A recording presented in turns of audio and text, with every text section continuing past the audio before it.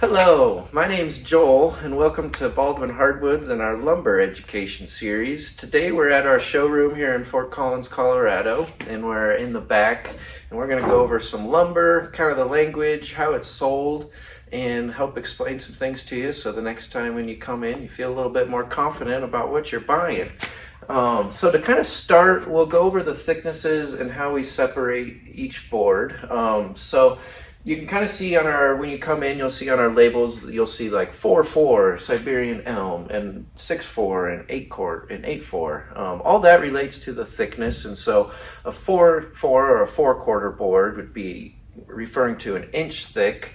So you can kind of do the math. 4 divided by 4 equals 1 inch. 6/4, 6 divided by 4, you got 1.5 inches. 8/4 would be a 2-inch board. One thing to keep in mind is that an 8/4 board or a 2-inch board is 2 inches as it sits on the shelf, which here at Baldwin we hit or miss surface our boards. So they have been through a planer, but they're probably not flat enough to just go ahead and glue together. Some of them will be, but for the most part you'll need a little bit more surfacing and planing to kind of get to that point. So long story short, an 8/4 board usually finishes about 1.5 inches to 1.75 inches, 6/4 about 1 inch to 1.25 inches, and then the 4/4 about 1/2 inch to 3/4 inch, just depending on kind of what species you're grabbing. To dive into how we sell it by a volume metric, which is per board foot, which is calculated by taking the length times the width times the thickness of the board. So if you had a board that was 20 inches long, 6 inches wide, 2 inches thick, multiply all that, divide that by 144 when you do it all in inches, and that will give you a board foot.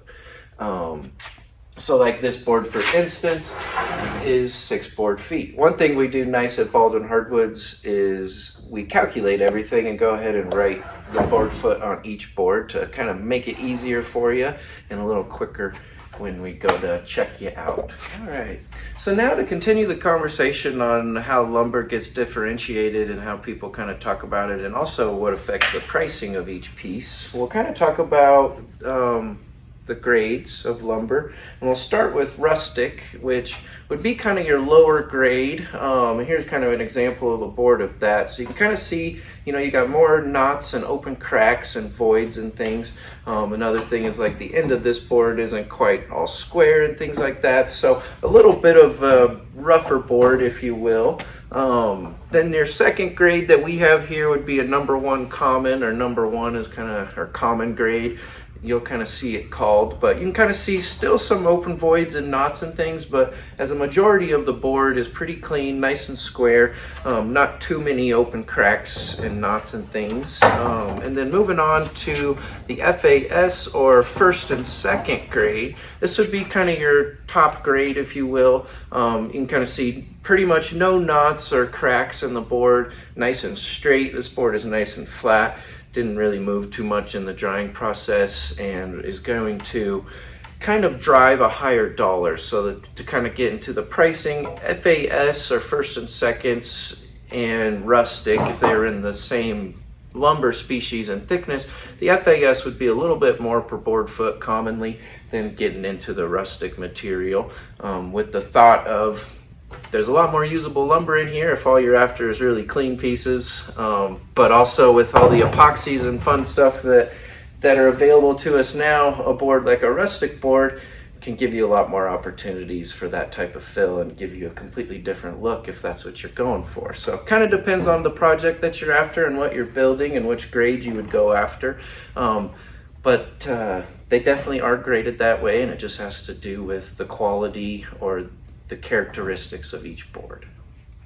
And something else that kind of differentiates these boards from each other, not as so much as a grade, but more talking about the characteristics and the figure of it. One term that you might have heard in the past is like curly maple or curly figured lumber. An example of that would be this maple board that we were looking at. Not only is it FAS, but it's also we could consider it as curly maple with how many, you can kind of see the ripples over here. That's kind of what they refer to as curling figure. Another one that we see here with some of our local source stuff, which you don't see it as much in lumber, more so in slabs, but this piece does have it, would be kind of considered crotch figure, which is formed by one tree branch and another tree branch going off in opposite directions, kind of where they come together. You get some neat figure that happens. So that kind of refers to some of the languages that you'll see on the shelves and on the signs when shopping for lumber, and you might see some different names for figuring out there. Everyone kind of calls it their own a little bit, but for the most part, the curly and bird's eye and things like that are describing the characteristics of the wood. So now to continue the conversation about just some language and some terms that you'll hear in the lumber world, and some questions that we often get asked is, one, what's the difference between hardwood and softwood? Or what's heartwood versus sapwood? And so to kind of start, hardwood versus softwood is kind of funny, as it really doesn't have to do too much about the structure of the wood or the actual hardness of the wood, but more has to do with how the tree was grown.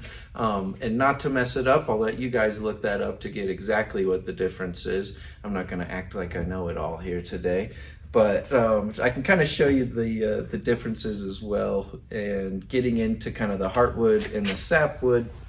Looking over at this slab is kind of the best way to tell the difference, because you get to see the piece as a full.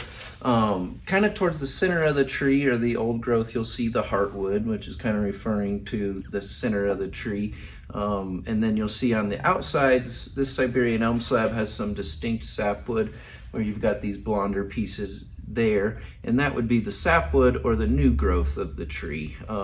Pretty much on most species of lumber, you'll see a color difference in there, but some are more distinct than others.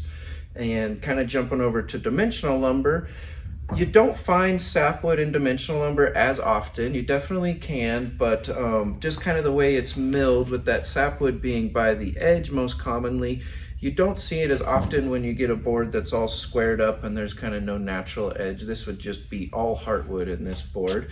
But at Baldwin, we do mill our own lumber and produce it, and because we don't like to throw things away, we try and save it all. We mill a board with a live edge on it, and kind of so that you could apply this to other boards and still get a natural edge feel. And you'll see in this board, because we did that, we've got a nice distinct sapwood line along that whole edge there, with backed up behind that heartwood there. So kind of interesting. You'll see it's all a little different in how much you'll see, but for the most part in lumber you'll see in heartwood. In the slabs is where you'll get into more of the sapwood, but biggest thing to catch your eye is probably the color differences. Alrighty, well, that wraps up that video, so thanks for watching and tuning in. If you would like to see anything else or have any questions on what we talked about, go ahead and put it in the comments and like our video and subscribe, and so that you can catch the next one when we upload, as we'll continue kind of trying to upload some videos and educate us all on what we sell. You can check out our Instagram as well at Baldwin Hardwoods, and then our website, baldwinhardwoods.com, is where you'll find all of our pricing, availability on species that we currently have on the shelf, as well as photos and inventory of all our slabs that we have in our showroom. So look forward to seeing you if you get a chance to stop by, and help you on your next project.